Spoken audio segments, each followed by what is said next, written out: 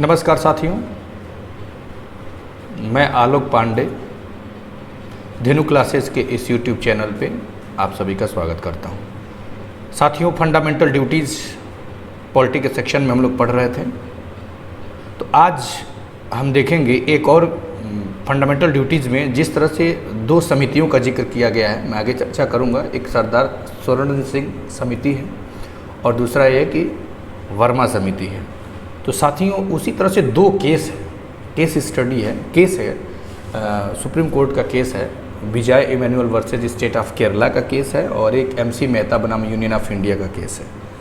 तो दो केस और दो समिति इसमें बहुत इंपॉर्टेंट है। तो हम लोग एक केस की चर्चा कर लिए थे, Vijay Emmanuel versus state of Kerala का केस हम लोग चर्चा कर लिए थे। अब हम लोगों को चर्चा करना है MC Mehta versus union of India का एक केस है, उसको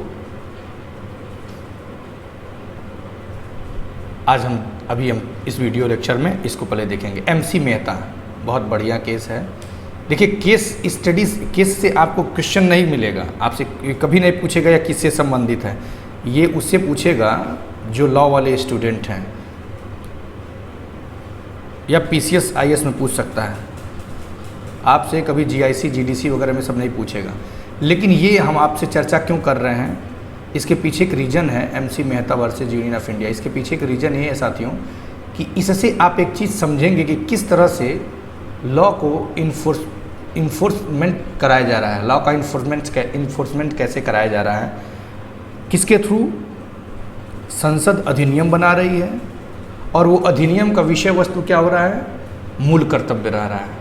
तो मूल कर्तव्यों को कैसे लागू कराया जा रहा है। हम देखें ना, 1971 में जो एक prevention of insults to national honour act, अर्थात राष्ट्रीय सम्मान के प्रति जो गौरव जो था, नेशनल फ्लैग, नेशनल एंथम और कॉन्स्टिट्यूशन ऑफ इंडिया को डिसरिस्पेक्ट से बचाने के लिए 1971 में एक अधिनियम सरकार पारित की थी, जिसको हम क्या बोलते थे, पीछे हम देखे थे ना, prevention of insults to national honour act 1971 का एक एक्ट था।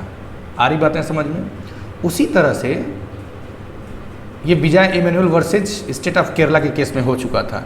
तो उसी तरह से MC Mehta versus union of India में, इसमें एक सुप्रीम कोर्ट ने, इसमें ऑनरेबल सुप्रीम कोर्ट है,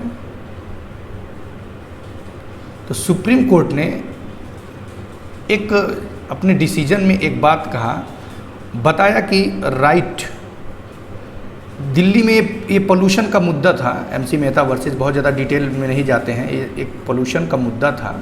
फैक्ट्रियों से जो हैजर्ड वेस्ट मटेरियल निकलते थे, जिसकी वजह से आसपास के रहने वाले जो लोग थे वो प्रदूषण से प्रदूषित हो रहे थे। तो उसके संदर्भ में जब सुप्रीम कोर्ट का जो निर्णय आया, तो सुप्रीम कोर्ट ने एक बात कहा कि राइट टू एंजॉय, एक शब्द इस्तेमाल किया, right to enjoy pollution free environment. आ रही बात है साथियों, right to enjoy pollution free environment, ये फंडामेंटल राइट घोषित कर दिया सुप्रीम कोर्ट ने। कहा कि ये सभी नागरिकों का या सबका मूल अधिकार है, राइट है कि वो प्रदूषण मुक्त पर्यावरण में रह सके, उसको एंजॉय कर सके, लुत्फ उठा सके। अब चूंकि हो क्या रहा था, कंपनियों से, फैक्ट्रियों से जो प्रदूषित हवाएं निकल रही थी, उसके वजह से यही अधिकार बाधित हो रहा था। आ रही बात है। तो अब एक चीज़ ध्यान देंगे, तो उसमें सेंट्रल गवर्नमेंट को उसने रिस्ट्रिक्शन दिया कि आप ऐसा कोई कानून पारित कराइए, ऐसा कोई नियम कानून बनाइए कि जिससे क्या हो कि ये इसके अधिकार, नागरिकों के ये अधिकार सुरक्षित हो। तो सेंट्रल गवर्नमेंट ने कई ऐसे लॉ भी पारित किए जिससे ये अधिकार सुरक्षित होने लगा। लेकिन उसी में हम, चूँकि इसमें फंडामेंटल राइट पे हम नहीं जाएंगे, हम जाएंगे किस पे, फंडामेंटल ड्यूटीज़ पे। तो उसी में देखेंगे कि फंडामेंटल ड्यूटीज़ का जो 51 क्लाज ए का जो सब क्लाज G है, जिसमें क्या कहा गया है, 51A के जो सब क्लास जी है उसमें ये चीज़ कहा गया है साथियों, प्राकृतिक पर्यावरण की, मैं लिख दे रहा हूँ यहाँ पे, प्राकृतिक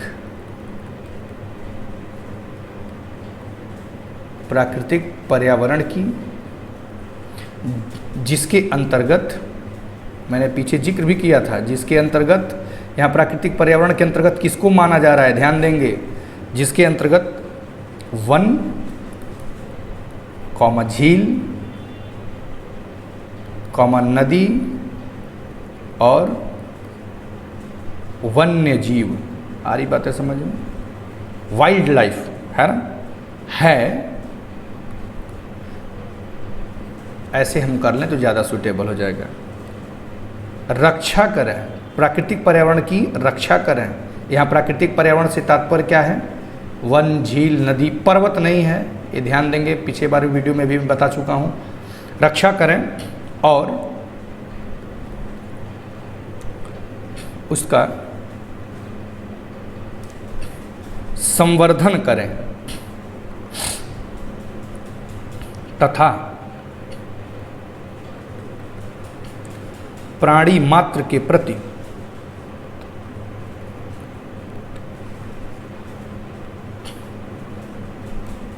दया भाव रखें। तो शाकाहारी बन जाइए आप लोग, है ना, रखें।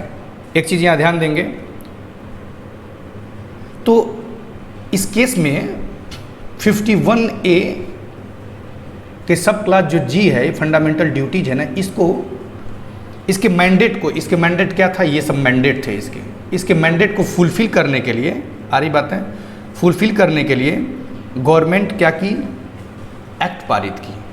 क्या की, एक्ट पारित की। कौन कौन सी एक्ट, ध्यान रखेंगे, wild life protection act,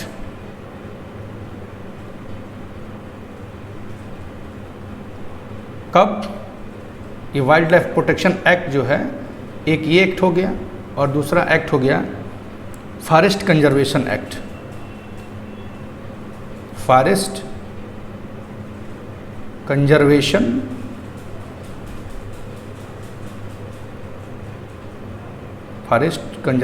act, ये 1980 का एक्ट है, ये 1972 का एक्ट है। आ रही बातें समझ में। अब हम देखेंगे साथियों, अब इसके इन दो एक्ट के द्वारा 51A का जो सब क्लास जी है साथियों, इसको लागू किया जा रहा है। मूल कर्तव्य को क्या किया जा रहा है, लागू किया जा रहा है। आ रही बातें समझ में कि नहीं। चूँकि बहुत यहीं से जो कॉन्सेप्ट बेस्ड क्वेश्चन बनते हैं वो यहीं से क्वेश्चन बनते हैं। आ रही बातें समझ में। अब इसमें देखेंगे Vijay Emmanuel versus state of Kerala में भी और MC Mehta versus union of India में भी क्या हो रहे हैं, संसद के द्वारा एक्ट बना करके मूल कर्तव्यों को क्या किया जा रहा है, लागू किया जा रहा है। अर्थात मूल कर्तव्यों को लागू किया जा सकता है। एक कॉन्सेप्ट आपका बन गया। क्या कॉन्सेप्ट बन गया कि मूल कर्तव्यों को लागू किया जा सकता है। कब, जब संसद एक्ट बना दे उस पर तब। और इस तरह से यदि एक्ट बन गया और मूल कर्तव्यों को लागू किया गया तो हम मूल कर्तव्यों को फॉलो नहीं करेंगे तो हमें सजा का प्रावधान हो सकता है।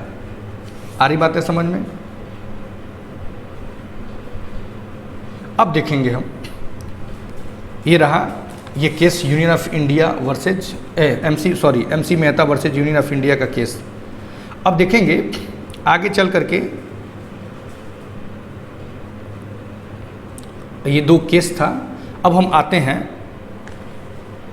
एक बार पूरी सूची का हम जिक्र कर लेते हैं। फंडामेंटल जो ड्यूटीज हैं, तो जो पूरे फंडामेंटल ड्यूटीज की जो सूची है, 11 जो सूची है फंडामेंटल ड्यूटीज की, फंडामेंटल ड्यूटीज की जो सूची है, पूरी सूची हम देख लेते हैं, है ना। देखते हैं, पहला क्या है, ART आर्टिकल 51A का सब क्लास जी, सॉरी मैं क्या कह रहा हूँ, गलत हो गया, सॉरी। 51A में है फंडामेंटल ड्यूटीज का जिक्र।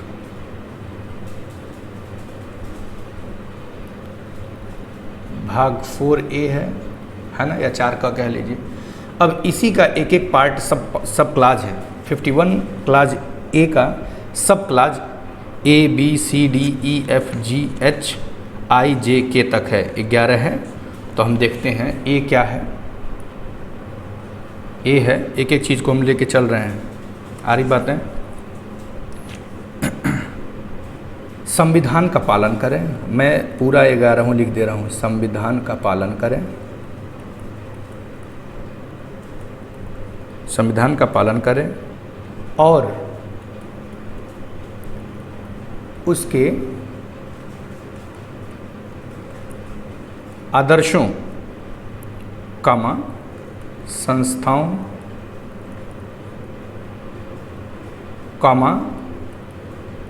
राष्ट्रध्वज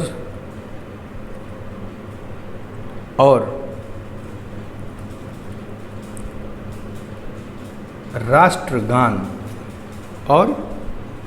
राष्ट्रगान यानी कि नेशनल एंथम। राष्ट्रगान को क्या बोलते हैं? नेशनल एंथम बोलते हैं। नेशनल एंथम है ना, नेशनल एंथम की बात करता है, का आदर करें। राष्ट्रगान का आदर करें। आ रही बात। दूसरा देखते हैं, बी क्या है? बी क्या कहता है? स्वतंत्रता के लिए कहता है, स्वतंत्रता के लिए, स्वतंत्रता के लिए हमारे राष्ट्रीय आंदोलन को, स्वतंत्रता के लिए हमारे राष्ट्रीय आंदोलन को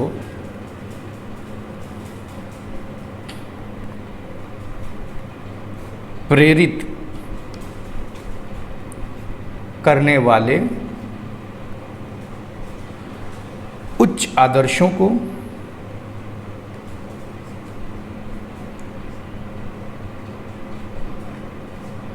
हृदय में संजोए रखें, संजोए रखें और उनका पालन करें।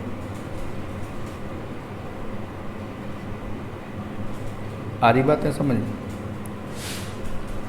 सी क्या कहता है? भारत की प्रभुता,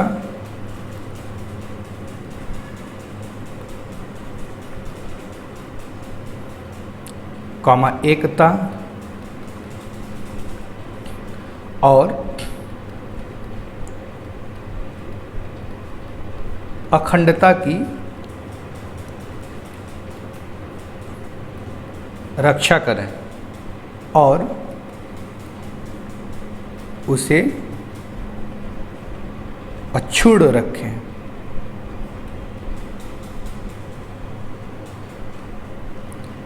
डी क्या कहता है? देश की रक्षा करें,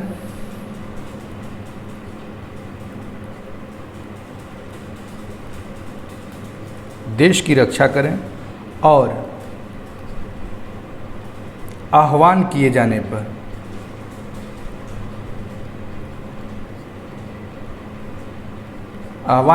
पर राष्ट्र की सेवा करें।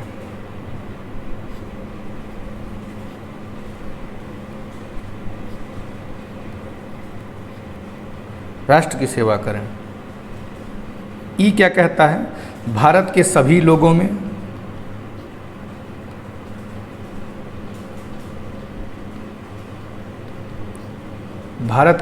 लोगों में समरसता और समान भ्रातृत्व का अर्थ भाईचारे की भावना, समान भ्रातृत्व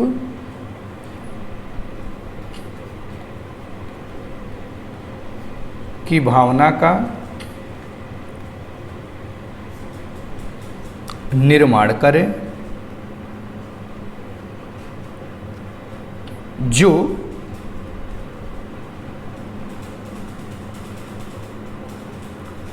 धर्म,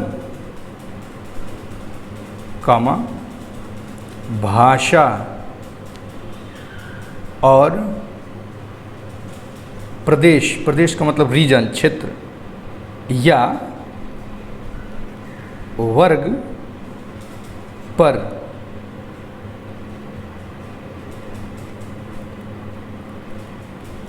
आधारित सभी भेदभावों से, सभी भेदभाव से परे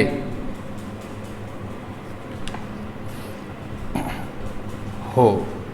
और ये जो लाइन है बहुत इम्पॉर्टेंट है, ऐसी इसी का हिस्सा है, इसी में है, अलग नहीं है। ऐसी प्रथाओं का,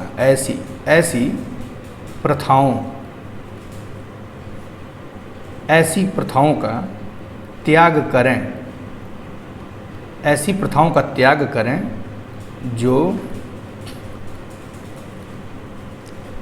स्त्रियों के सम्मान के खिलाफ हो या सम्मान के विरुद्ध हो। सारी बातें साथियों, ये लाइन सबसे इम्पॉर्टेंट है। ऐसी प्रथाओं का त्याग करें जो स्त्रियों के सम्मान के विरुद्ध हो। ऐसी कोई भी कस्टम, ऐसा कोई भी परंपरा को रिजेक्ट करने की बात कहता है, त्यागने की बात करता है ना, जो स्त्रियों के सम्मान के क्या हो, विरुद्ध हो। आ रही बातें?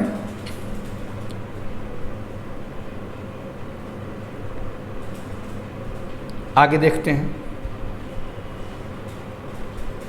कौन सा नंबर था, ई था ना, एफ देखते हैं।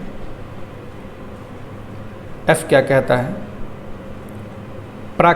हमारी सामासिक संस्कृति की, हमारी सामासिक संस्कृति की, एक चीज़ ध्यान देंगे, ये शब्द जब सामासिक आएगा, बेयरएक्ट इसको सामासिक लिखता है हिंदी में, इंग्लिश में लिखता है इसको कंपोजिट कल्चर। कंपोजिट कल्चर लिखता है, कंपोजिट कल्चर लिखता है। सामासिक, कंपोजिट कल्चर का सामासिक अर्थ क्या होता है, ध्यान देंगे, इसको बोलते हैं मिली जुली संस्कृति। मिली जुली संस्कृति, इंग्लिश में इसे ही कहते हैं मिक्स्ड कल्चर। तो ये ध्यान देंगे आप कि कभी कल जब आप क्वेश्चन सीरीज जब हल करेंगे, मैं आपको बताऊंगा, प्रश्नों की श्रृंखला जब लेके आऊँगा तो आपको बताऊंगा, जैसे टॉपिक कंप्लीट होगा तो प्रश्नों की श्रृंखला लेकर के आऊँगा, तो मैं आपको वहाँ बताऊंगा कि इससे प्रश्न जब बने हैं तो यहाँ शब्दकोश भिन्न भिन्न रहे हैं। कभी राजस्थान पीसीएस में कुछ और पूछा है, एमपी पीसीएस कुछ और पूछा, बिहार पीसीएस में सामासिक संस्कृति नवोदय के कुछ और पूछा, लोअर में कुछ और पूछा, कभी मिली जुली संस्कृति दे दिया है। तो इंग्लिश हम उठा के देखेंगे, या तो कंपोजिट कल्चर देगा, नहीं तो मिक्स्ड कल्चर देगा। बेयर एक्ट की मूलतः जो लैंग्वेज इंग्लिश है उसमें कंपोजिट कल्चर ही लिखा हुआ है। तो इसीलिए मैं आपको इन शब्दों से रूबरू करा दे रहा हूँ ताकि परीक्षा के समय आप कंफ्यूज ना हो, क्योंकि इसी में मिस्टेक करता है, इन्हीं सब में। हमारी सामासिक संस्कृति की जगह दे देगा हमारी मासिक संस्कृति, हमारी क्षेत्रीय संस्कृति दे देगा, है ना, हमारी धार्मिक संस्कृति दे देगा। आप एक एक शब्द पे गौर नहीं किए रहेंगे तो आप कंफ्यूज हो जाएंगे, तो इसलिए ध्यान दीजिएगा। तो हमारी सामासिक संस्कृति जिसको हम बोलते हैं कंपोजिट कल्चर, है ना, तो या मिलीजुली संस्कृति की गौरवशाली परंपरा, गौरवशाली परंपरा का महत्व समझें, का महत्व समझें और उसका परिरक्षण करें। क्या करें? परिरक्षण, शब्द देखिए, परिरक्षण करें। आ रही बात है?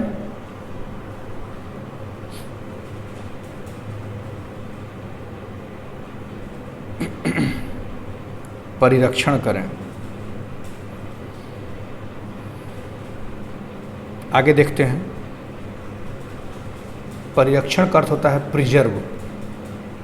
शब्द में इंग्लिश बेयर एक्ट यही कहता है, प्रिजर्व, परिरक्षण की इंग्लिश यही कहता है। आगे देखते हैं।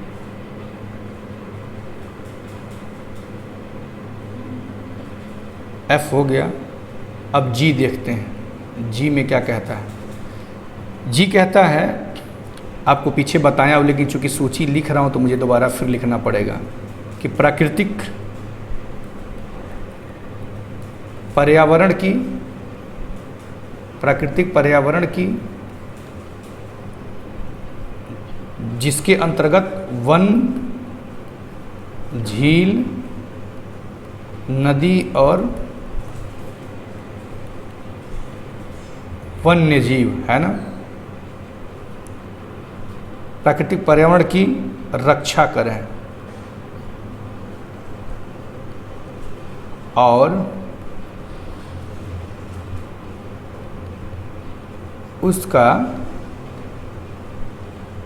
संवर्धन करें तथा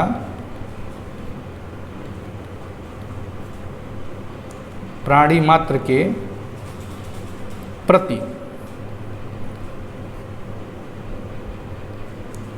दया भाव रखें। प्राणी मात्र के प्रति दया भाव रखें। फिर आगे एच देखते हैं। एच क्या कहता है? एच कहता है साथियों, वैज्ञानिक दृष्टिकोण। ये भी बहुत इंपॉर्टेंट है, ये भी इंपॉर्टेंट है, जी वाला और एच वाला भी इंपॉर्टेंट है। वैज्ञानिक दृष्टिकोण, वैज्ञानिक दृष्टिकोण, कॉमा, मानववाद और ज्ञानार्जन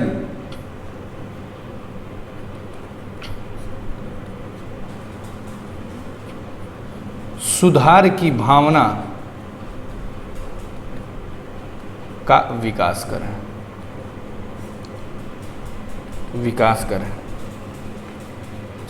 आई क्या कहता है? सार्वजनिक संपत्ति, बस में अब तोड़फोड़ नहीं कर सकते। सार्वजनिक संपत्ति, समय कानून बन भी गया है। सार्वजनिक संपत्ति को सुरक्षित रखें और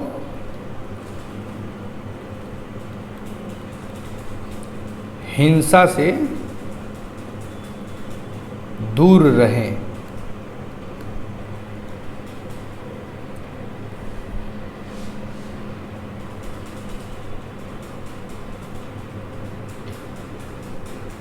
जे में क्या है? व्यक्तिगत और सामूहिक गतिविधियों के,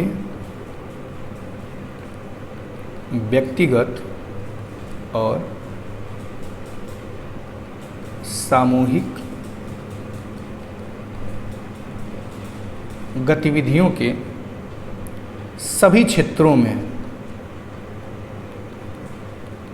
ध्यान देंगे, व्यक्तिगत भी और सामूहिक भी, दोनों गतिविधियों का जिक्र किया है, न कि केवल सामूहिक। आपको लगा नहीं केवल सामूहिक मूल कर्तव्य की बात है तो सामूहिक गतिविधि के बारे में कहा जा रहा हो, नहीं। व्यक्तिगत और सामूहिक, यहाँ दोनों गतिविधियों का जिक्र किया गया है। एक एक शब्द पे गौर करते चलेंगे कि सभी क्षेत्रों में उत्कर्ष की ओर बढ़ने का सतत प्रयास करें। उत्कर्ष की ओर बढ़ने का सतत प्रयास करें। सतत प्रयास करें जिससे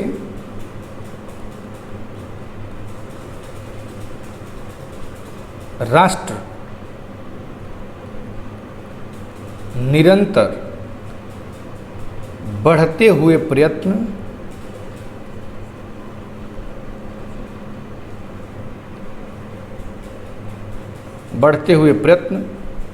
और उपलब्धि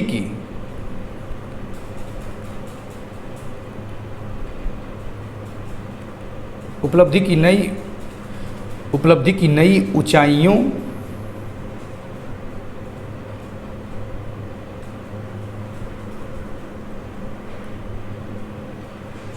नई ऊंचाइयों को छू लें।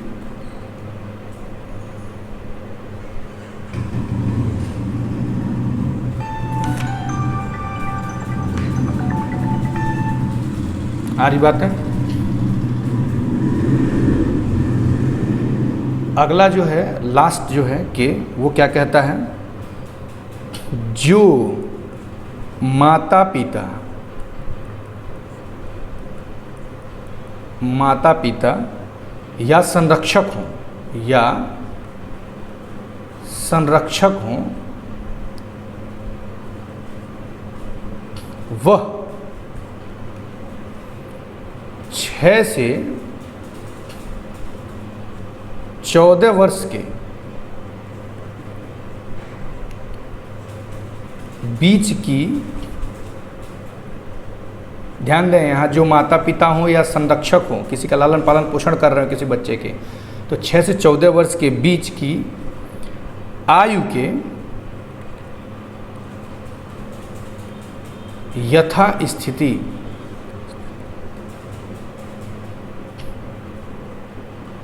अपने बच्चे अथवा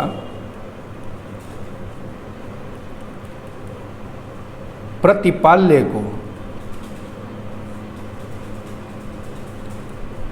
का मतलब जिसका लालन पालन पोषण हो रहा है, यानी कि वो बच्चा, शब्द से घबराइएगा नहीं, प्रतिपाल्य को शिक्षा प्राप्त करने के अवसर प्रदान करेगा। सारी बात है। यहाँ ध्यान देंगे साथियों, ये जो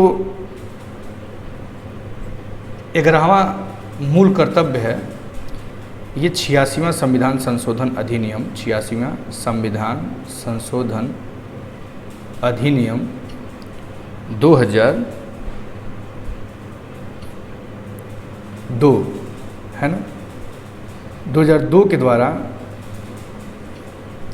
इसको मूल कर्तव्य का हिस्सा बनाया गया। आ रही बात है। तो साथियों ये रहा 11 जितने टोटल फंडामेंटल ड्यूटीज वर्तमान समय में हैं उसकी सूची है ये।